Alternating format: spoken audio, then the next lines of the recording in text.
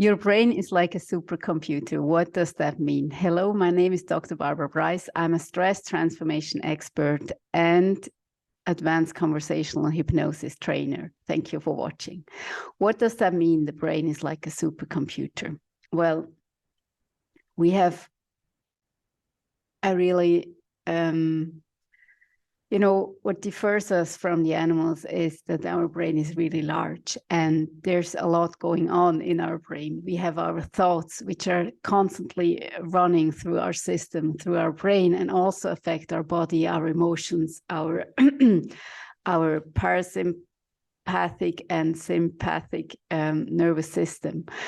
And parts of our brain are also parts of the thoughts are also subconscious, and that's also the part which is like the larger part. A lot of things going on in the brain are autonomous, so without us really thinking about it, all these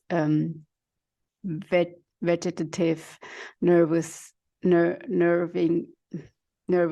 things work on their own. You don't need to tell your heart to beat. You don't need to tell your breath to breathe. You don't need to, all these, your gut to digest. All this stuff is working autonomously. And what's also working very autonomously is our subconscious. And that's where I want to put the focus on about this topic, the brain as a supercomputer.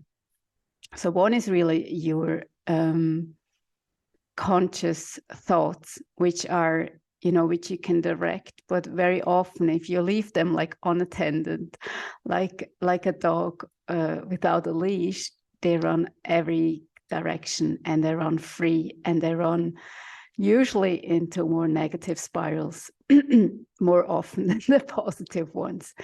So what I invite you to do, first of all, is really be aware of your thoughts and be aware when they're running freely in some kind of direction which is no longer beneficial for you. So I'm not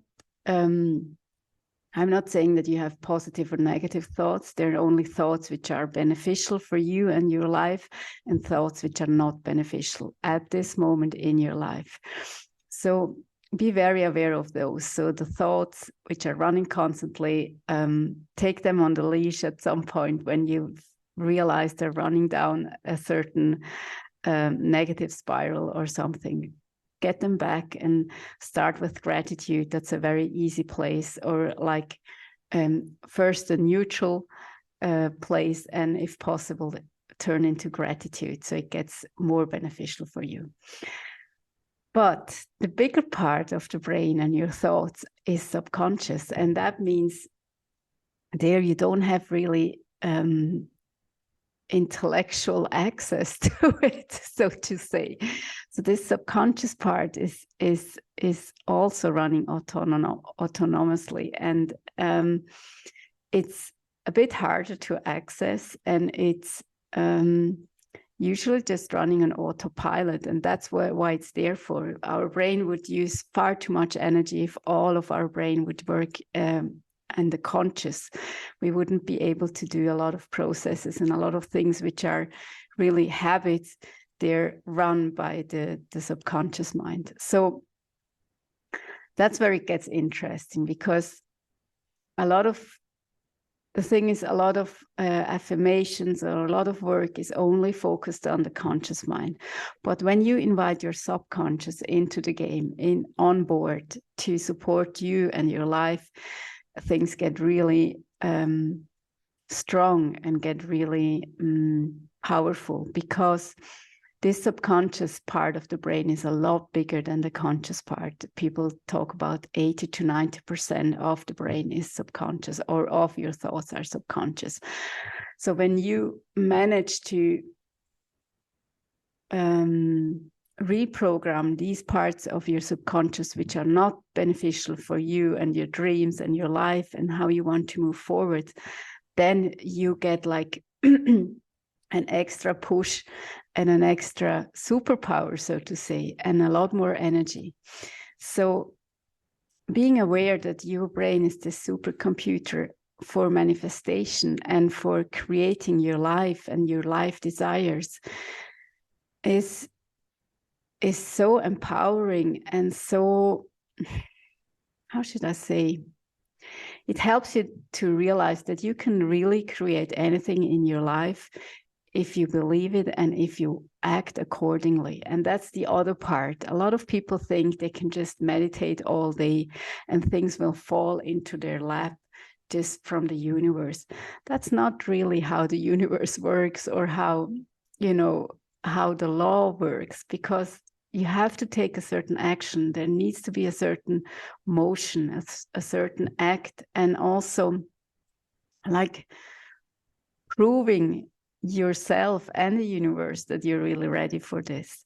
And that doesn't mean that you need to like manifest, I don't know, enormous things. Start with small steps, and you will realize when your thoughts are aligned, especially the subconscious ones too, that manifestation and moving towards your goals and dreams becomes a lot easier.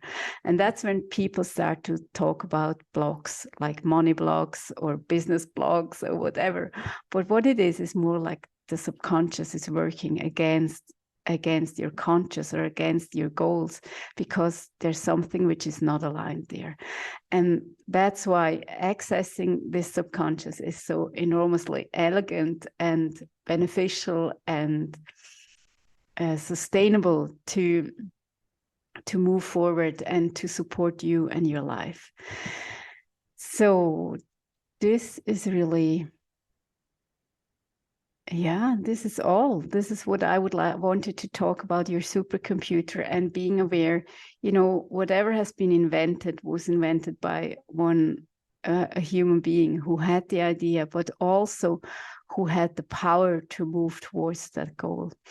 And another thing is about the creativity. A lot of creative thoughts, a lot of ideas and inspiration and innovation comes from the subconscious, because that's when you, for example, when you dream in dream state, you get a lot of ideas.